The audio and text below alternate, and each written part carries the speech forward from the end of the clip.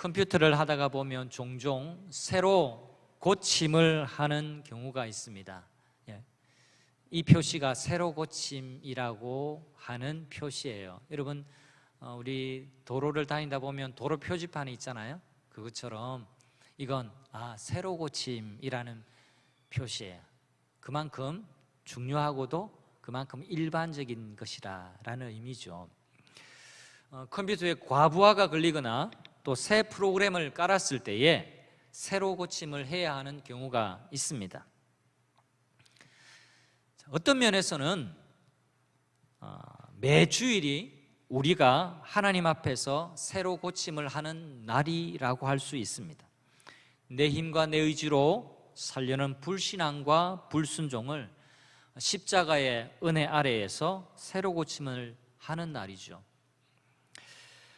지난주 12장, 느헤미야 12장에서는 성벽 봉헌식을 드리는 내용을 살폈는데요. 그 성벽을 봉헌하는 그 현장의 즐거움과 기쁨, 그것으로 아름답게 마무리가 되었으면 얼마나 좋겠습니까만, 오늘 느헤미야서 마지막 장 내용은 굉장히 불편합니다. 아쉽게도 느헤미야서 마지막 장은 해피엔딩이 아니에요. 이런 걸 보면 성경은 굉장히 솔직한 책입니다.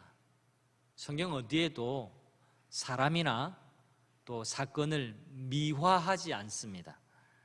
이렇게 실패와 여운을 성경이 기록하는 이유는요, 우리 인생이 끝까지 마지막까지 깨어 있어야 한다라는 것을 상기시켜 주기 위함입니다. 느헤미야는 예루살렘에서 12년간 총독으로 섬기다가 페르시아로 돌아갔습니다. 그걸 어떻게 알 수 있냐니까 이 1장이 시작될 때는요, 아닥사스다 왕 20년이었어요. 근데 오늘 보니까 아닥사스다 왕 32년에라는 말이 나와요. 그러니까 예루살렘에 파송받아서 12년 동안 총독을 했습니다. 그리고는 페르시아로 돌아갔습니다. 왜냐하니까 처음부터 왕에게 한 약속이었기 때문에 그래요. 2장 6절에 보면 느헤미야가 고국 예루살렘으로 돌아가서 성벽을 세우겠습니다라는 이 청을 할 때에 왕과 나눈 대화가 있습니다. 제가 읽어드릴게요. 왕이 내게 이르시되, 느헤미야입니다. 느헤미야의 자서전이에요. 왕이 내게 이르시되 네가 몇 날에 다녀올 길이며 어느 때에 돌아올래? 이렇게 물었다라는 말입니다. 이렇게 하니까 왕이 나를 보내시기를 좋게 여기시기로 느헤미야, 내가 기한을 정하고 말씀드렸다라는 내용이 2장 6절에 나와요. 자, 그러니까 이건 왕과 나눈 약속 때문에 다시금 페르시아로 복귀했다라는 겁니다. 성경학자들은 느헤미야가 예루살렘의 자리를 비운 기간이 대략 1년 남짓 될 것이라고 짐작을 합니다. 왜 그러냐니까 거리가 1400km 거리거든요. 그 당시에 도보로 왔다 갔다 하면 보통 석 달이 걸립니다.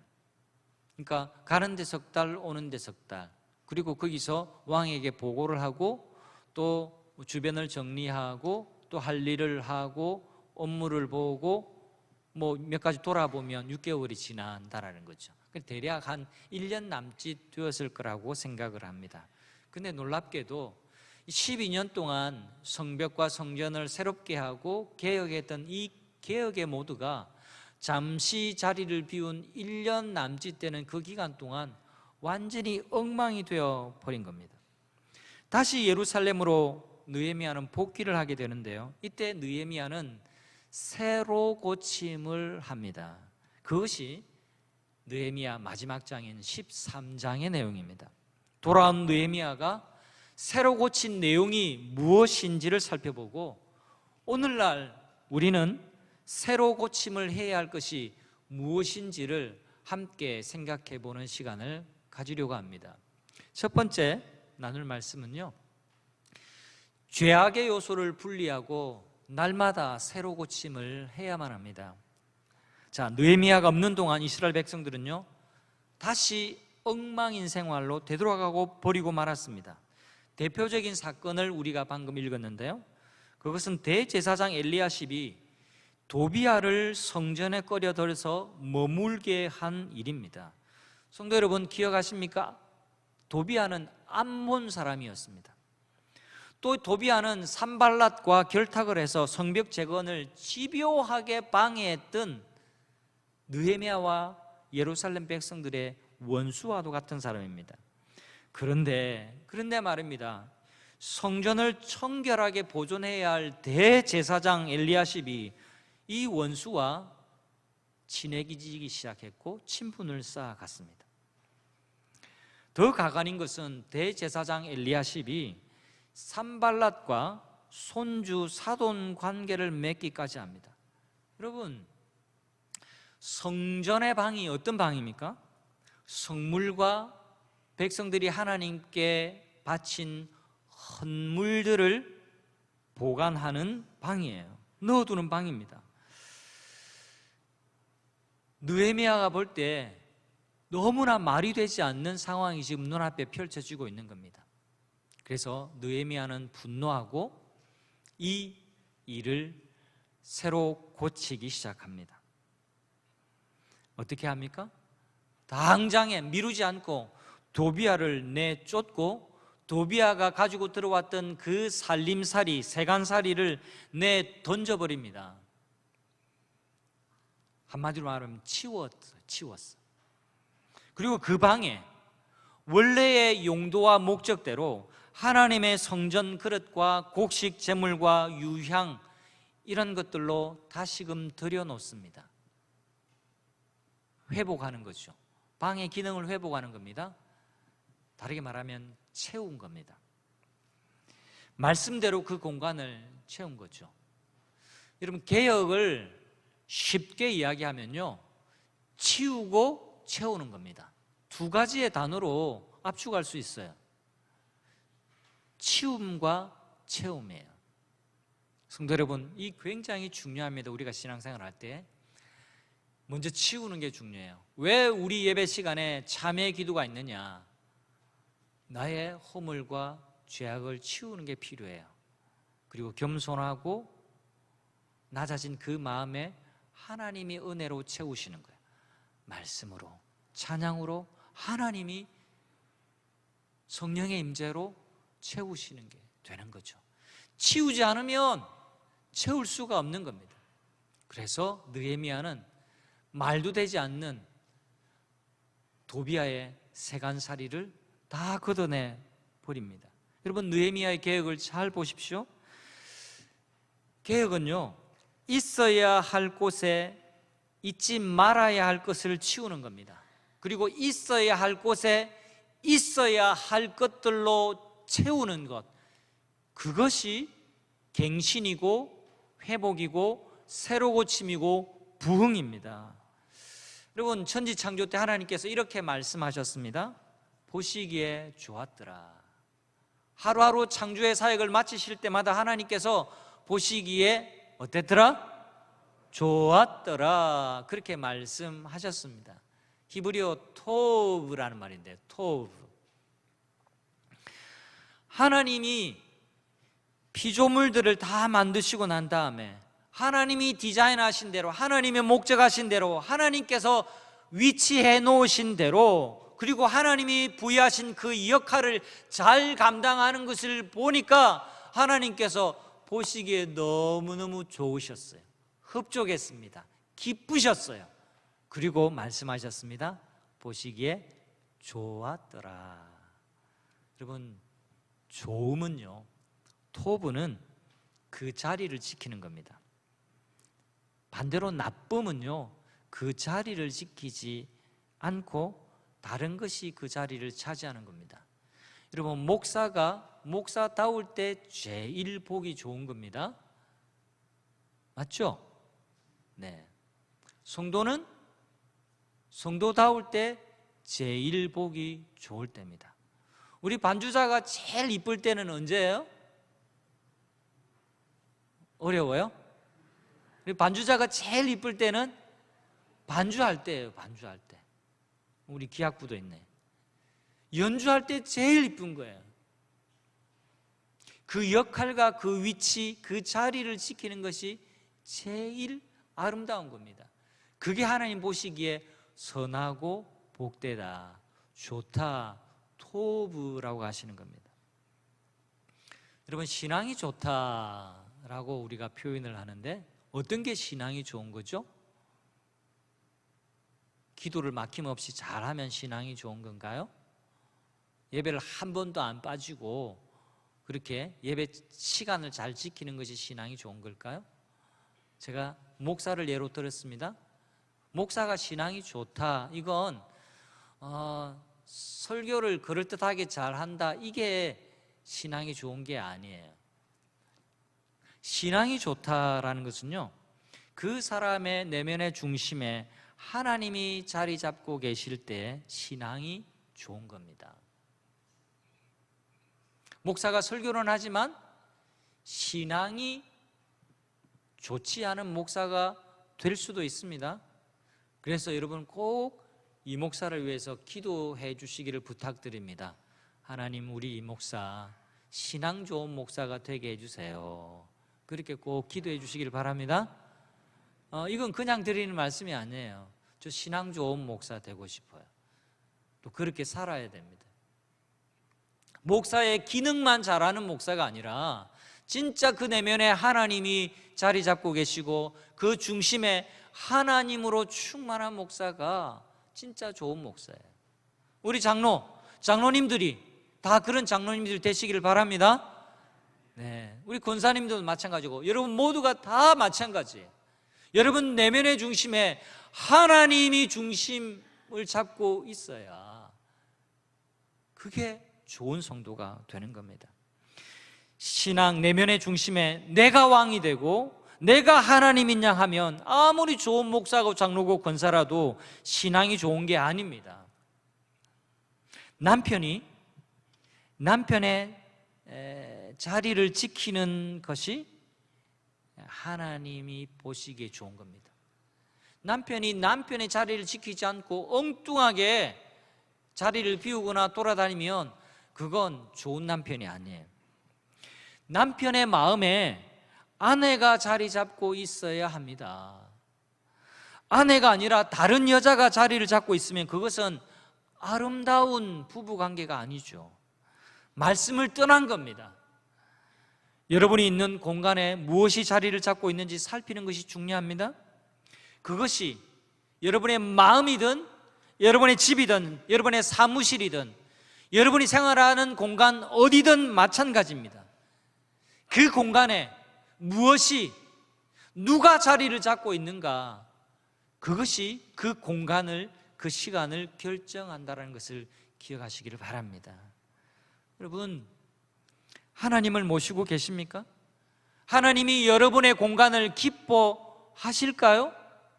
그걸 늘 생각해야 돼요. 여러분의 사무실을 보시고 토부 보시기에 야 좋다 이렇게 하실까요?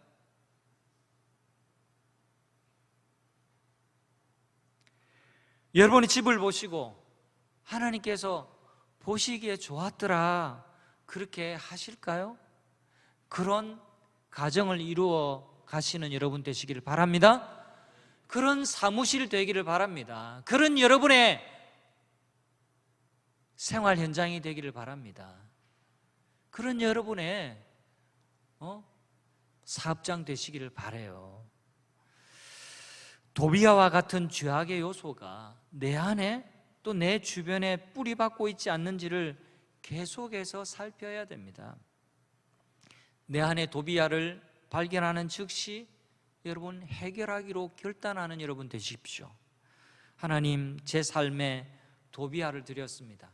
이 제사장들이 하나님의 성전의 방에 도비아를 드리고 도비아의 세간살이를 드려서 엉망이 되게 한 것처럼 하나님 내 마음에, 하나님 내 집에, 내 사무실에, 내 방에, 내 시간에 하나님 기뻐하지 않는 이 도비아가 들어와서 엉망으로 만들고 있었군요. 깨달아야 됩니다. 하나님, 내 안에 있는 도비야, 주님 처리하겠습니다. 용서해 주세요. 이같이 기도해야 됩니다. 근데요, 말만 하는 것은 회개가 아닙니다. 그것은 깨달음이고 감정이요 고백일 뿐이에요. 진정한 회개는 행동이 뒤따릅니다. 제가 말씀을 드렸죠. 회하고 개해야 합니다. 한 번 더 따라해 주시죠. 회하고 개하라. 네, 회하셔야 돼요. 뉘우쳐야 됩니다. 아, 이게 잘못됐구나 깨달아야 됩니다. 그게 회하는 거예요. 그것으로 고치면 안 됩니다. 돌이켜야 됩니다. 새로 고쳐야 됩니다. 행실을 바꿔야 됩니다. 삶의 현장에 새로움이 일어나야 됩니다. 그것이 개하는 겁니다. 고쳐야죠.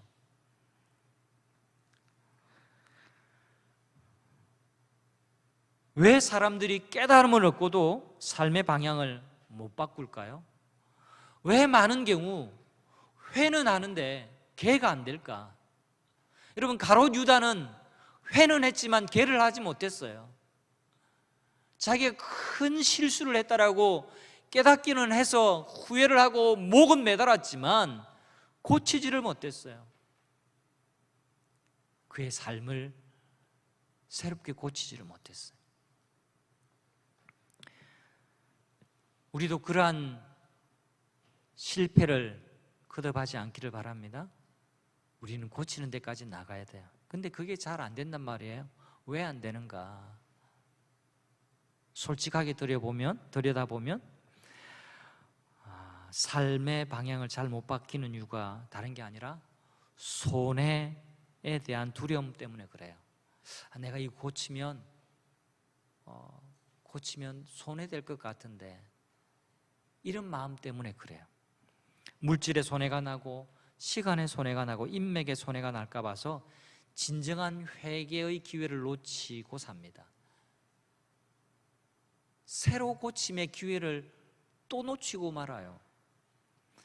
여러분, 앞뒤 죄지 않고 잔머리 굴리지 않고 회개했을 때 하나님이 해결해 주신 좋은 예가 있습니다. 역대하 25장에 보면 이런 이야기가 나와요. 유다 왕 아마샤 때의 이야기입니다. 자, 왕국은 분열되어 있고 남쪽 나라 유다, 북쪽 나라 이스라엘이 있고 주변에 에돔, 모압, 암몬 이런 나라들, 그다음에 저 멀리는 제국 아수르 이런 나라들, 이집트 주변에 크고 작은 이스라엘 나라를 괴롭히는 나라들이 굉장히 많았었습니다. 그러니까 당연히 전쟁이 일어나죠. 근데 아마샤가 에돔과 전쟁을 할 때에 힘이 좀 붙여서 그랬는지 북쪽 이스라엘에 은 100달란트를 내고 용병을 사옵니다. 군사를 구해온 거죠. 근데 선지자가 아마샤를 책망하고 이런 말씀을 전합니다. 아니, 하나님을 떠난 이스라엘, 북쪽 이스라엘의 힘을 빌리다니, 그래가지고 에돔을 물리치는 것은 말이 되지 않는다고 책망합니다. 그래서 북쪽 이스라엘 용병들을 다시 돌려보내라고 그렇게 권면을 해요. 이때 아마샤가 주저합니다. 마치 우리 모습까지 같죠. 결단을 해야 되는데 결단이 잘 안 돼요. 왜 결단이 잘 안 되냐니까 100달란트가 아까운 거거든요. 내가 실컷 투자하고 내가 실컷 해서 이거 만들어 놓았는데 이 기회가 날아갈까 봐 가지고. 근데 이때 이 주저하는 아마샤에게 선지자가 이렇게 말합니다. 여호와께서 능히 이보다 많은 것을 왕에게 주실 수 있나이다. 역대하 25장 9절 말씀이에요. 여러분, 선지자의 말을 이해하시겠습니까? 아마샤 왕, 당신이 100달란트 주고 용병 사온 것 아까워하지 마세요.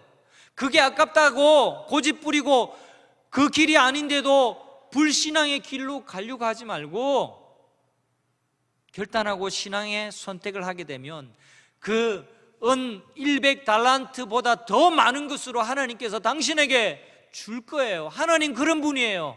그렇게 말씀을 전했습니다. 여러분, 어떻게 되었을까요? 이 말씀대로 아마샤가 회개하고 순종할 때 엄청난 대성을 거둡니다. 성도 여러분, 기억하십시오. 죄의 요소와 분리하시기를 바랍니다. 내 안에 있는 이 모양 저 모양의 도비아를 몰아내시기를 바랍니다. 회하십시오. 개하십시오. 돌이키십시오. 그리고 고치십시오. 그게 회개입니다. 그게 영적인 갱신이고 그것이 바로 부흥입니다. 부흥은 분위기가 아니에요. 실제적으로 내 삶을 고치는 것이 부흥의 열매요 결과입니다. 진정한 회개는 삶의 방향을 바꾸는 행동으로까지 나아가야 합니다. 그것이 진정한 새로 고침입니다. 두 번째로 우리가 살펴볼 것은요, 무너진 안식일을 바로 세우고 새로 고침하는 것이 필요합니다. 느헤미야가 와서 보니까요, 안식일이 제대로 지켜지지가 않았습니다. 안식일인데도 이 장사를 하는 사람들이 예루살렘 성을 드나드는 것을 보았습니다. 얼마나 기가 막혔는지. 여러분, 이전에는 성벽이 무너져서 뭐 개도 지나다니고 고양이도 지나다니고 막 이럴 때였으면 모르는데 이제는 통제가 가능했습니다. 이런 것 하지 말라고 성벽은 세워놓고 성벽 문짝을 달아놓았는데 안식일에도 마음껏 장사치들이 왔다 갔다 하면서 물건을 사고 팔고, 물건을 사고 파는 그 행위 자체가 나쁘다는 것이 아닙니다. 근데 안식일, 이 안식일에 돈을 벌고 돈에 관심을 두고 하나님을 잊어버린 채 구별 없이 살고 있는 모습을 보게 된 겁니다. 그래서 느헤미야는 당장 안식일이 되기 전에 해그름에 성문을 닫아 걸어버렸습니다. 그리고 안식일이 지나야 문을 열도록 조치했습니다. 그랬는데도 이 안식일에 돈을 벌어야 되겠다는 상인들, 그리고 안식일에도 뭔가 이렇게 경제적인 활동을 했던 이 예루살렘 성 사람들이 있었어요. 그래서 이 상인들이 성벽 바깥에서 텐트를 치고 잠을 자면서까지 장사하려고 진을 치는 모습을 보았습니다. 여러분, 제가 학교 다닐 때 학교 밖에, 담벼락 밖에는 반드시 있는 게 있습니다. 뭐가 있죠? 문방구와 매점이 있습니다. 그래서 쉬는 시간이면 담을 뛰어넘어서라도 가서 군것질하고 막 그런 게 있었죠. 그런 형국이에요. 딱 이 교문을 걸어놓고 그랬는데 드나들면서 그렇게 하는 거죠. 그러니까 아예 차단을 합니다. 상인들에게 그렇게 하지 말라고, 다음에 또 그렇게 하면 잡아갈 거라고 호통을 치고 그렇게 하지 못하도록 질서를 세웁니다.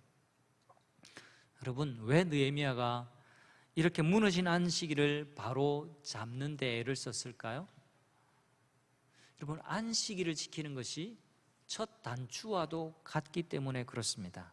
여러분, 첫 단추를 잘못 끼우면 이 옷이 이상해져요. 여러분 다 아시잖아요. 여러분, 안식일의 핵심은 무엇을 하고 안 하고의 문제가 아닙니다. 하나님과 연결하는 첫 단추고 고리라고 할 수 있습니다. 만일 이 고리가 끊어지면 모든 것이 흐트러지고 맙니다. 무질서해지는 거죠. 그래서 안식일은 우리를 굴레 씌우기 위해서 하나님께서 우리에게 주신 계명이 아니라 우리의 신앙의 정체성을 지키도록 하나님께서 우리에게 주신 방호벽과도 같아요. 그래서 이 안식일의 계명이 십계명에도 있습니다. 여러분, 한 가지 실험 이야기를 좀 해볼까요? 여러분, 귤하고 또 오렌지를 사오면 어떻게 하시죠? 씻어, 물 껍질 있기는 하지만 씻어 그렇게 하죠. 여러분, 이렇게 그릇에 씻어 보신 분은 다 아실 거예요. 씻으려고 이렇게 물에 담그면 어떻게 되죠? 모르는 분은 좀 회개하세요. 아직도 안 씻어봤다 그런 거죠. 물에 담그면 뜹니까 안 뜹니까? 대답이 없으시네. 대답을 하지 못하는 분은 회개할진저 한 분도 안 씻어봤다 이 말 아닙니까? 물에 뜹니다. 귤하고 오렌지가 무겁지만 떠요. 근데 껍질을 까고 집어넣어 보세요. 뜰까요? 가라앉을까요? 가라앉습니다. 집에서 귤 씻는 담당이 제가 제기 때문에 잘 알아요. 귤 껍질은 먹는 게 아닙니다만 필요 없는 거라고 그걸 까버리면 그렇게 되는 거죠. 안식일은요, 우리를 보호하기 위해서 하나님께서 주신 계명입니다. 우리에게 귀찮게 하고 우리를 괴롭게 하기 위한 규정이 아니라 하나님의 은총이라는 사실을 깨달아야 합니다. 마르바 던이라는 학자는 안식일에 대해서 이렇게 표현했습니다. 사실 우리가 안식일을 지키는 것이 아니라 안식일이 우리를 지킵니다. 그렇게 말했습니다. 여러분, 오늘 주일을 지키고 예배하러 위해 여기 오셨죠? 여러분이 예배하러 오셔서 여러분이 예배당을 지키고 하나님이 지켜주는 것이 아니라 하나님께서 이 예배의 자리에 여러분을 부르시고 이 예배를 통해서 여러분에게 복 주시고 여러분을 지켜주시고 여러분을 보호하고 계심을 기억하는 여러분 되시길 바랍니다. 그래서 주일 성수가 중요한 겁니다. 그래서 예배 시간을 빠지지 않는 것이 중요합니다. 예배 시간 2번 빠지고 3번 빠지고 4번 빠져보세요. 무감각해집니다. 예배가 없어도 사는가 보지 하면서 영혼이 무감각해져요. 예민해지지 않습니다. 그래서 예배에 정성을 다해서 예배에 하나님의 임재를 느끼면서 하나님을 바라보고 마음을 다해서 예배하는 것이 매우 매우 중요한 거죠. 여러분, 안식일을 제대로 지키는 것은요, 하나님은 하나님이시고 우리는 우리입니다라는 것을 인식하는 것입니다. 여러분, 안식할 줄 모르면 그 자체가 우상 숭배가 되어져요. 사람은 불안하면 불안할수록 어떻게 하냐니까 더 열심히 일합니다. 내가 살아가는 것이 불안해요. 더 열심히 일하려고 합니다. 그리고 자기가 그 삶을 책임지려고 합니다. 내 삶을 내가 책임지려고 해요. 그래서 하나님을 섬기는 것도 잊어버리고 내가 애를 쓰고 노력해서 내가 더 잘 살아보려고 그렇게 하는 겁니다. 여러분, 영적인 관점에서 어리석은 모습입니다. 여러분, 자꾸 그렇게 살다 보면 돈이 하나님의 자리를 차지하게 되고 돈이 우상이 되는 겁니다. 돈이 하나님이 되는 겁니다. 돈이 하나님과 경쟁하기 시작하고 하나님을 추월하 해서 그 사람을 지배하게 되는 겁니다. 사랑하는 성도 여러분, 우리가 할 수 있는 일과 하나님이 하셔야 할 일이 따로 있다는 것을 믿으시고 그 경계선을 인정하는 태도가 우리의 모습이어야 될 줄 믿습니다. 그러므로 주일 성수는요, 단순히 하루를 쉬는 것만을 의미하지 않습니다. 하나님을 하나님으로 인정해 드리고 나 피조물은 피조물의 자리로 돌아가는 것입니다. 그것이 안식일입니다. 그래서 여러분, 주일에는요, 잘 쉬시기를 바랍니다. 잘 쉬십시오. 쉬는 것도 능력이고 쉬는 것이 필수적인 겁니다. 쉬는 것도 믿음이 있어야 쉴 수 있는 겁니다. 세 번째 우리가 살펴봐야 할 건요, 하나님의 사귐으로 나아가서 날마다 새로 고침을 해야 합니다.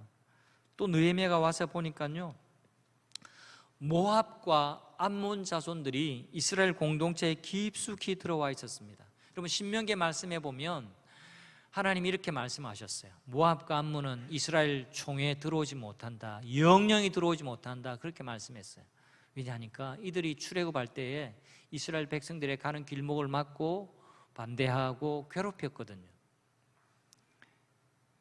그보다 더 중요한 것은 이들이 가진 그 불신앙 때문에 하나님의 총회에 들어오지 못한다라는 의미가 더 큽니다. 느헤미야가 봤는데 더 기가 막힌 상황을 보았습니다.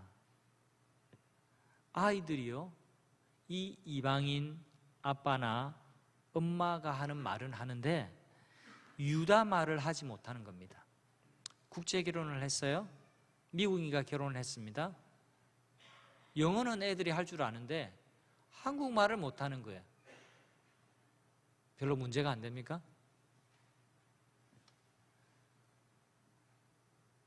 이렇게 설명해 볼게요. 유다 백성들의 이게 간단한 문제가 아닙니다. 유다 말을 못하니까, 히브리어를 못하니까 아이들이 하나님의 율법의 말씀을 들을 수가 없는 거예요. 하나님의 가르침이 뭔지 모르는 겁니다. 예배할 수도 없어요. 하나님의 말씀대로 살 수도 없어요. 자연히 이 세상의 가치 체계대로 살기 시작하고 우상의 가르침을 따를 수밖에 없는 거죠. 그렇기 때문에 이 자녀들이 유다 말을 하지 못한다는 것은 보통의 문제가 아니었던 겁니다. 그래서 느헤미야는 긴급 조치를 합니다. 25절에 보니까 당신들은 당신들의 딸들을 이방 사람들에게 아들에게 주지 마시오. 당신들과 당신의 아들들도 이방 사람의 딸을 아내로 데려와서는 안 돼요 라고 그렇게 말합니다. 여러분, 이방 사람들과 결혼하지 말고 사귀지 말고 친하게 지내지 말라라는 이 긴급 조치를 오해 없이 들으셔야 됩니다. 여러분, 느헤미야의 조치를 21세기 오늘날 우리가 살아가는 인권의 기준으로 해석해서는 안 됩니다. 느헤미야가 인종차별이나 정치적인 편견을 가지고 말하는 것이 아닙니다. 느헤미야가 인종적으로 모압 인종, 암몬 족속 미워하고 그렇게 했기 때문에 이렇게 엄하게 명령한 것은 아닙니다. 여러분, 이스라엘에는요, 어머니만 유대인이라도 그 자녀를 유대인으로 인정해 주었어요. 디모데가 그랬잖아요. 어머니 유니게와 할머니 로이스, 그 가르침을 받고 말씀으로 잘 양육을 받았습니다. 아버지는 헬라인으로 알려져 있습니다. 그런데 이 디모데가 복음을 위해서 큰 일꾼이 되어집니다. 어떻게 이런 일이 일어났을까요? 그 엄마의 품에 안겨서 젖을 먹고 말씀, 그 말을 들으면서 하나님의 언어를 말하게 된 거죠. 하나님의 가르침을 받는 겁니다. 사람은요, 환경의 영향을 잘 받을 수밖에 없는 존재입니다. 아무리 훌륭한 사람이라도 누구의 말을 듣느냐에 따라서 사건을 보는 관점과 이해하는 감정이 달라질 수 있습니다.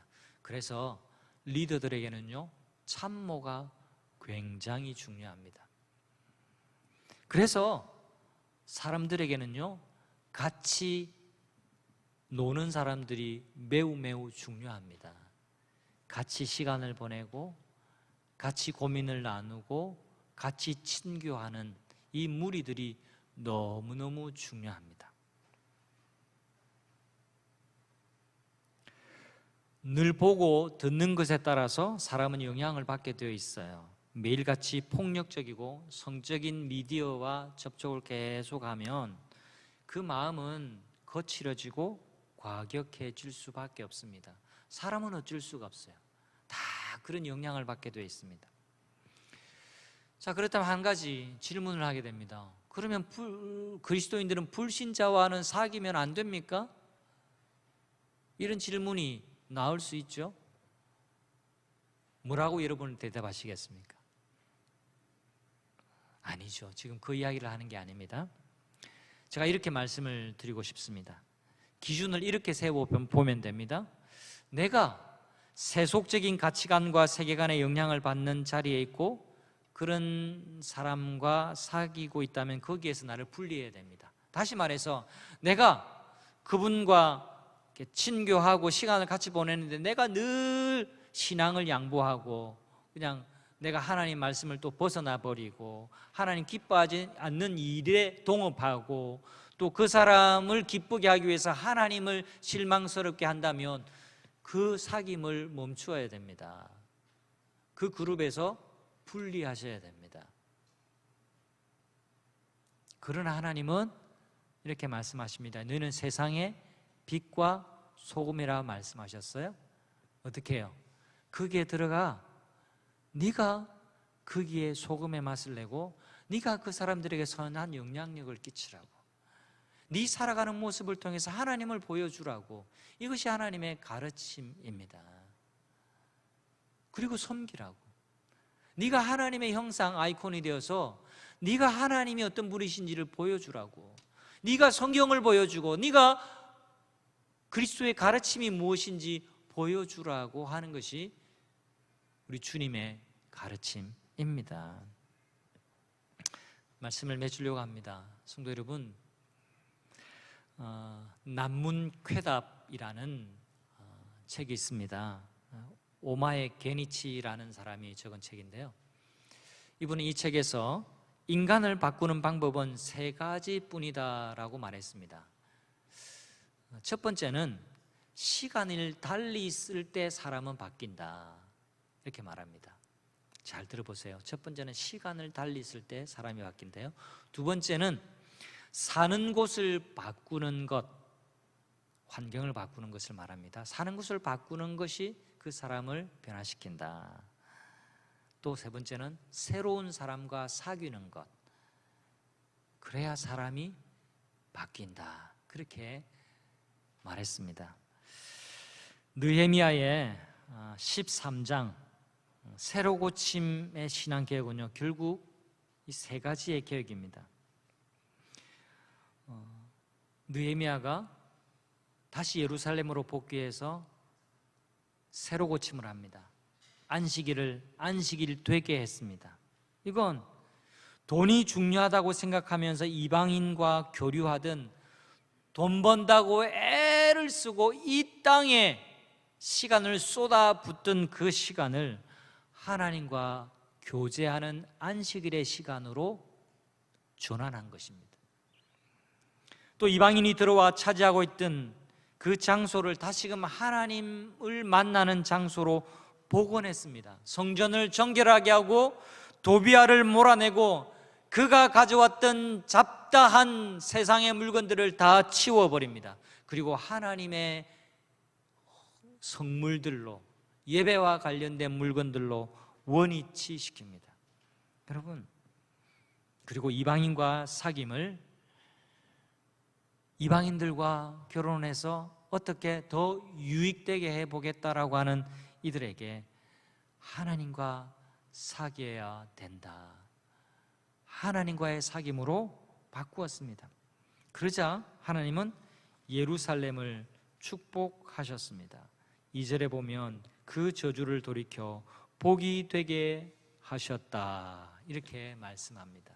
여러분, 우리에게 있는 저주가 복이 되는 놀라운 일은요, 우리가 하나님 앞에 날마다 새로 고침, 본래의 자리로 돌아갈 때에 하나님은 저주를 복으로 바꾸어 주십니다.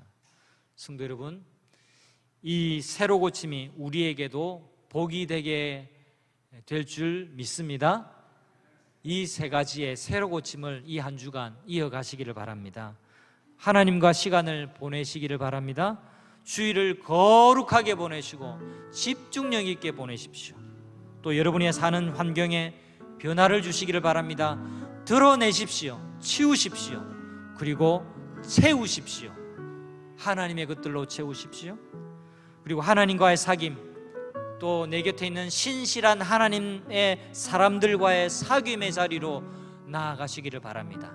그래서 자꾸 되돌아가려고 하는 우리의 연약한 모습들을 새로 고침해서 거룩한 모습으로 날마다 갱신해 나가는 모든 성도님들의 삶이 되시기를 우리 주님의 이름으로 축원합니다. 우리 다 함께 자리에 일어나셔서 우리 결단의 찬송을